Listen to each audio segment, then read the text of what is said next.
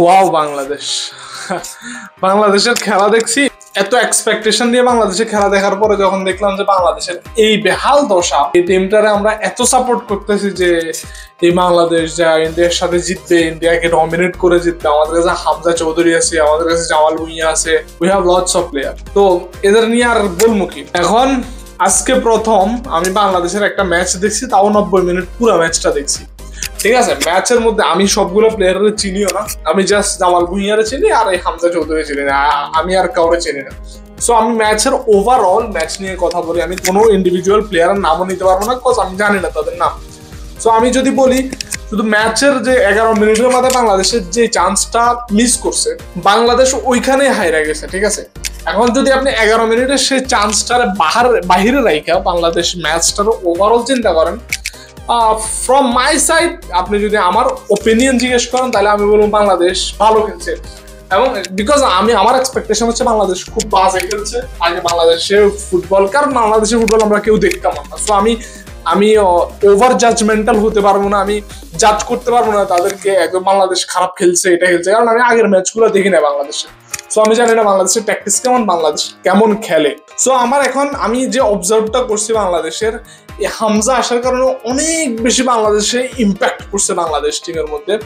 হামজা যেই গোলগুলাকে করছে, সেভ করছে, এই যদি সেভগুলো না হইতো বাংলাদেশ 2-3টা গোল তো এমনি খাইতো। ঠিক আছে, আর হামজাকে প্রেস করতে দিচ্ছিল না তারা মানে একটা ফরওয়ার্ডের পিছনে যেমন অনেকজন ডিপেন্ডার লাগা থাকে, হামজা একদম ডিপেন্ডারের পিছনে অনেকজন প্লেয়ার ছিল ইন্ডিয়া। ঠিক আছে, শুধু হামজাকে ক্যাচ করার জন্য, হামজাকে প্রেস করতে দিতেছিল না, লং বল গুলো করতে দিতেছিল না। তো ওভারঅল হামজা খুব ভালো খেলছে, হামজার ইন্টারন্যাশনালি বাংলাদেশের হয়ে অভিষেকটা খুব ভালো হয়েছে। তবে এইভাবে যদি বাংলাদেশ খেলে, হোয়াট দে হ্যাভ মিসড 3-4টা যেই ভালো ভালো ক্রুশাল মোমেন্টে যে চান্সগুলো ক্রিয়েট করছে, এই চান্সগুলো যদি কাজে লাগাইতে পারতো বাংলাদেশ আজকে জিততে পারতো।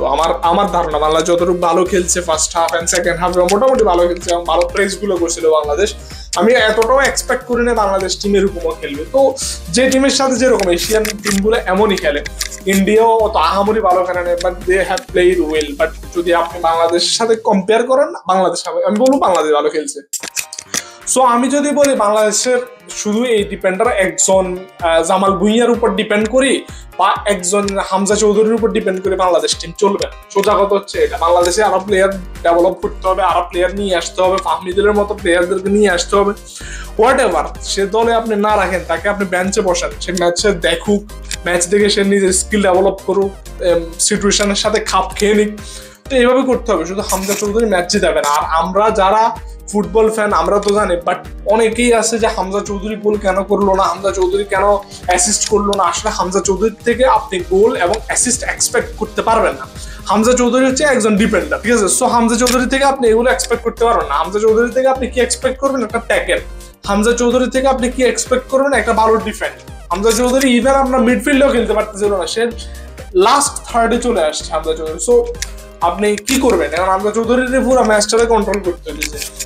আমি জানি না জামাল ভুঁইয়া কেমন খেলে, জামাল ভুঁইয়া আজকে ছিল না, তো আমি বলতে পারতেছি না কিছু। বাট ওভারঅল বাংলাদেশ ভালো খেলছে, বাট বাংলাদেশের অনেকগুলা জিনিস ডেভেলপ করতে হবে, ভালো প্লেয়ার গুলোকে আরো বানায় নিয়ে আসতে হবে, ভালো প্লেয়ার গুলোকে পাসিং শিখাইতে হবে এবং রিসিভিং শিখাইতে হবে, প্লেয়ারদের মোমেন্টাম বুঝতে হবে। আপনার এই লোকের কাছে এখন বল আছে, এই লোকে এখন কারে পাসটা দিব, ওই জিনিসটা বুঝতে হবে। প্রতিটা প্লেয়ারের সাইকোলজিক্যাল মাইন্ড গুলো বুঝতে হবে, মাইন্ড রিড করা শিখতে হবে, কে কারে কখন পাস দিচ্ছে। এগুলো ইউরোপের ম্যাচগুলো দেখলেই আপনারা বুঝবেন।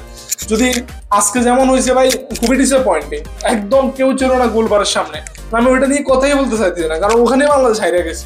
এভাবে যদি আপনি করেন হামজা চৌধুরীর সাথে, আপনি সিন্ডিকেট করা লাগবে না, হামজা চৌধুরী কয়েকদিন পরে চলে যাবে। কারণ আপনি যখন একটা অন্য লেভেলের যখন আপনি ফুটবল খেলেন, হঠাৎ করে এসে এই লেভেলের ফুটবলে চলে আসেন, তখন আপনার স্কিলটা না মানে একদম হঠাৎ করে অনেক উপরের স্কিলটা আপনি এখানে মানাইতে এখন আপনার সে বড় স্কিলটা চলে যায়। সো হামজা চৌধুরী তার ক্যারিয়ার নিয়ে চিন্তা করতে হবে, বাংলাদেশের শুধু দেশের জন্য চিন্তা করলে হবে না, কারণ দেশও তো তাকে কিছু দিতে হবে। তো সো বাংলাদেশের ফুটবল ফেডারেশনের উচিত আরো ভালো প্লেয়ার ক্রিয়েট করা, ফামিদের মতো প্লেয়ারদেরকে নিয়ে আসা। ভাই ইট ডাজন্ট ম্যাটার তার বয়স কত, ভাই আপনারা ইয়ামাল দেখতেছেন 17 বছর 16 বছরের ছেলে মেলে, এন্ড্রিক, এস্তেবাওর মতো প্লেয়াররা ব্রাজিলের হয়ে খেলতেছে, রিয়াল মাদ্রিদের হয়ে খেলতেছে, চেলসির মতো দলের হয়ে খেলতেছে, আর ফামিদুল বাংলাদেশ টিমের সাথে খেলতে, এটা হাস্যকর হবে, এটা নিয়ে আমি কথাই বলতে চাই না।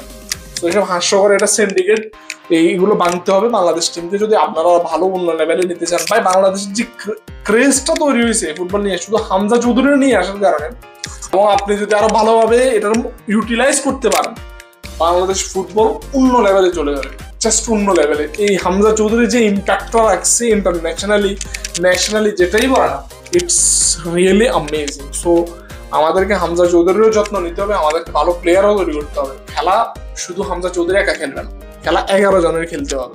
সো আপনাকে 11 জন তৈরি করে মাঠে নামাইতে হবে, ঠিক আছে? আপনার ফরওয়ার্ড না থাকলে হামজা চৌধুরী ফরওয়ার্ড না, you have to understand that Hamza Chowdhury forward না, সে ডিফেন্স সেখানে।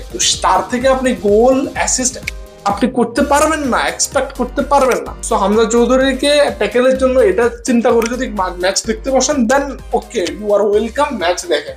বাট আপনি গোল অ্যাসিস্ট দেখার জন্য যদি ম্যাচে বসেন তাহলে ইউ ক্যানট।